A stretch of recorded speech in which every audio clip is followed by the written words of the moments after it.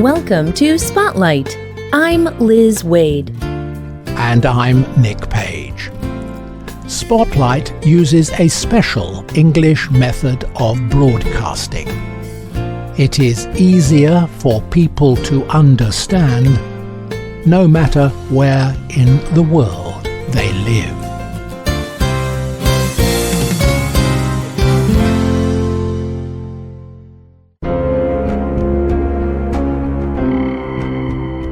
Imagine this situation.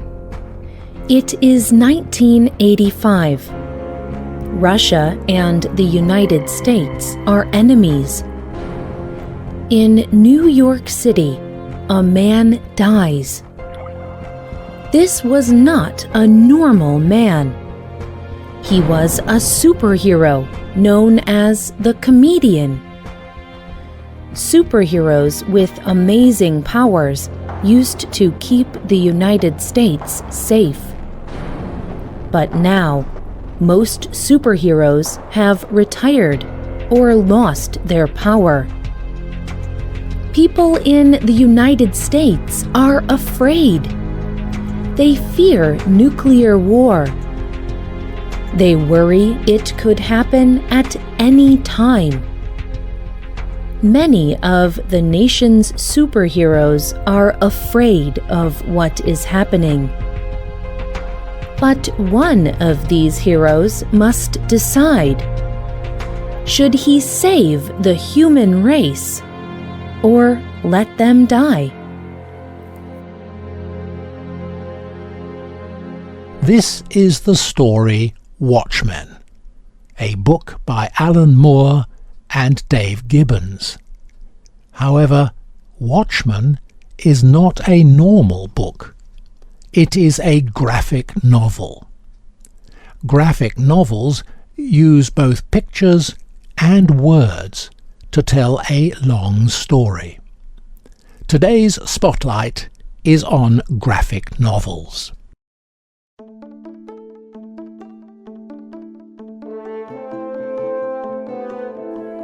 Early graphic novels started in the 1930s as comic books. A comic book tells a short story with pictures and a few words. Each page of a comic book includes several squares with pictures. The pictures show what is happening in the story. The pictures also have words with them. These words express what the characters are saying or thinking. And each picture tells the next part of the story. At first, comic books were like magazines. Each monthly comic would include a small part of a larger story. Often these stories were about superheroes or other non-human characters. People would have to wait each month to read the next part of the superhero's story. But in the 1970s, publishers began creating longer comic books. They did this by putting together the stories from all the comic books in a series. Soon, writers wrote longer and longer stories using comic book design. They called these longer books graphic novels. Graphic novels combine two kinds of storytelling: writing and narrative, or story art. Sometimes a writer can have a good story idea, but she wants to tell her story with more than just words. So she creates pictures of her characters. These pictures show what a character looks like. but they can also show what the characters are doing. By combining pictures and words, the writer can show special details. She can also tell a more complex story with fewer words. Like all stories, writers create graphic novels for many reasons. Some graphic novels teach a moral lesson. Some are simply fun. And others help readers to learn about other people, times, and cultures. Not all graphic novels are about superheroes. In fact, some of the most famous graphic novels are true stories. They are about events and situations that happened to real people. One famous example is the novel Mouse.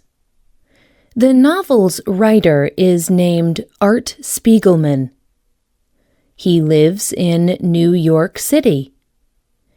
In the early 1980s, he wrote Mouse about his father's experience during World War II. During World War II, the German Nazi army fought for control of Europe.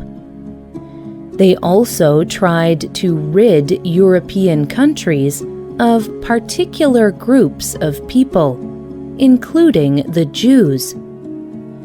They killed millions of people in planned executions and in prison camps.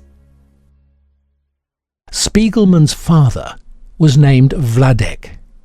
Wladek ran a factory in Poland before the war, and Wladek was Jewish.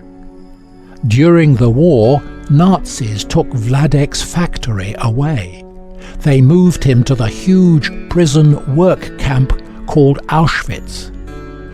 Most Jews that went to Auschwitz did not survive. But Wladek did. After the war, he moved to New York City.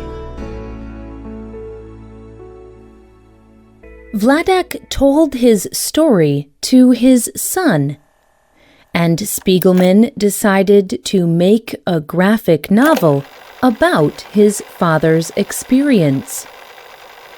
But instead of creating a story about people, Spiegelman made the characters of the story animals. In the graphic novel Mouse, the Jews are small animals called mice.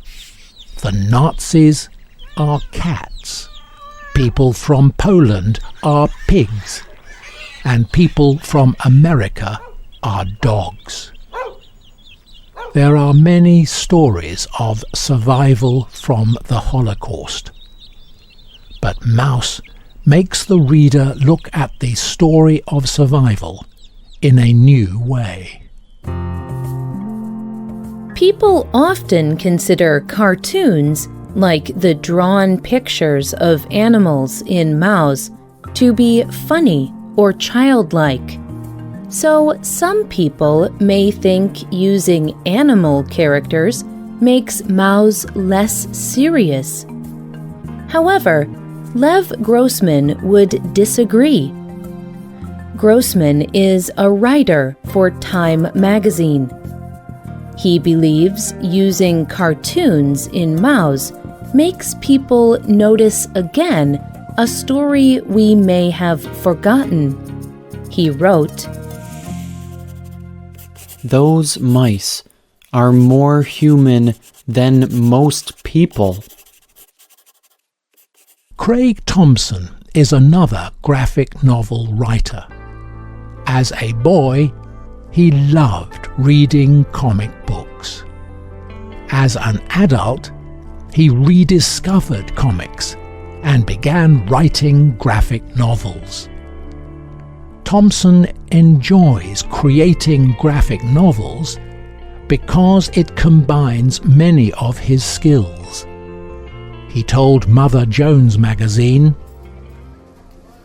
"One person can do it all. Do the character designs, and create the backgrounds, and write the story." In 2003, Thompson wrote a graphic novel called Blankets. This story is based on his young adult life. Thompson enjoys using his art skills to connect with other people. The beauty of his art communicates much emotion and struggle. Many people can relate to Thompson's story. He asks questions about the faith he was raised to believe. He also tells about his first love. In his story, many people see their own story of growing up. For many people, graphic novels help them feel closer to the story emotionally. They do not just read the words. Instead, they look at the pictures too. Readers are also part of the creative process. They must imagine what happens between the pictures and few words the writer provides. They must work harder to understand the story. And for many readers, this helps them remember the story better.